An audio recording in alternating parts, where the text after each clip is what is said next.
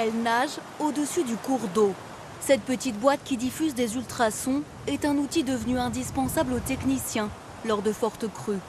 Mesure du débit, hauteur de la rivière, il faut tout contrôler. Les relevés de terrain sont réguliers. Aujourd'hui on va faire un, après si ça continue de monter on reviendra en faire un aussi puisque ça, plus on en fait plus ça affine nos données. Voilà donc tant que ça monte on en fera et on en fera aussi quand ça descendra pour que toutes les données soient le plus fiables possible. Aujourd'hui on était à 2,52 m actuellement, ça continue de monter légèrement donc ça pourrait encore battre le record historique de la station qui est à 2,55 m je crois. Les données sont ensuite enregistrées en ligne et diffusées à l'ensemble des agents mobilisés.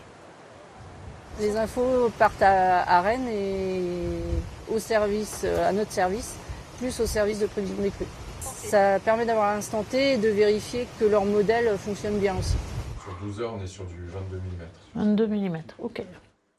24 heures sur 24, ils affinent leurs prévisions et tentent d'anticiper les prochaines inondations en fonction de la pluviométrie et de la hauteur de l'eau. Un travail délicat puisque les rivières réagissent toutes différemment.